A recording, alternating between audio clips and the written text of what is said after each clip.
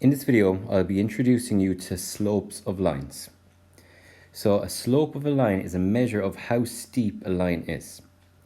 A positive line would be starting here, okay, down in the left-hand corner and then rising to the right. So this is a positive slope. If it's starting up in the left-hand corner and going down to the right, then that is a negative slope. If a line is going straight across, then you just have a slope of 0. So if you're on flat land, then there's no slope. Or else you could have an undefined or no slope. That's if an object is falling and it's going to keep falling indefinitely, so you could say there's no slope. Okay, so remember, if it's going this way, it's a negative slope. Let's see how we find the slope of lines. So we'll start off by using these triangles to introduce this. So slope, we use the letter of M for slope, and you're going to see that all throughout the coordinate geometry chapter. So when you see M, you have to think straight away that means slope. And to find slope, it's rise over the run. And think rise, that would be going up, and then run would be going across. So in the first blue triangle here, it has a rise of 4, and then a run of 7. So equals M. So we're going to use M for slope, remember. So our slope is 4 over 7.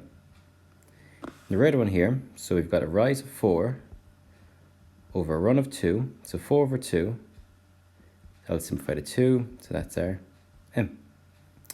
Okay, another slide. So here now, if you go back to so these slopes will be negative. First one here, we've got a rise of 3 over a run of 9. So 3 over 9 will simplify to 1 over 3. So our slope is equal to minus 1 over 3, because remember, these are negative. The next one here, so again, we've got a rise of 1, and then a run of 3. So again, be the exact same, minus 1 over 3. Okay, so let's see how these will look on a graph. So to find the slope of these, first of all, we need to pick points where the line crosses corners. So for example, we couldn't pick here or here because it's not crossing corners. You can see it's crossing a corner here and here. So now let's draw in our triangle. So you can see there, we are going across 1 and then up 3. So our rise over our run would be 3 over 1, which is equal to 3. So our slope is 3. Okay, let's do another one. So again, let's find where it crosses corners. I'm going to go with here and here.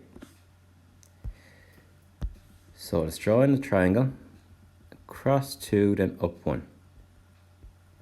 So rise over run will be 1 over 2. So a half is our slope.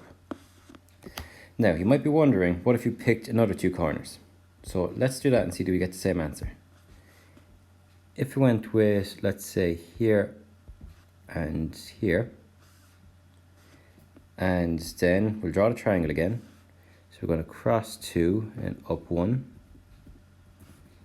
Yeah, that'll be the same answer. We get the exact same. So as long as it crosses corners, you'll get the right answer. Okay, another one. So here we can see that we have a negative slope, but the method's the exact same. So let's find 2 points where it crosses corners. Let's go with here and here. So let's draw the triangle now. So we're going to cross 3 and down 1. So again, rise over run will be 1 over 3. But here our slope will be minus 1 over 3. Okay, here let's pick 2 corners. So I'm going to go with here and here. Let's draw a triangle. We've got a run of 2 Then the rise is 3. So our m, remember it's a negative slope here, so we're going to have minus 3 over 2. And that's our slope. We'll do one final one. So for here again, let's pick 2 corners. So I'm going to go here. And then I'm actually going to go down here to show you how this will work too. So let's draw on our triangle. So 3 boxes across, and then we're going down 6 boxes. So let's write those in.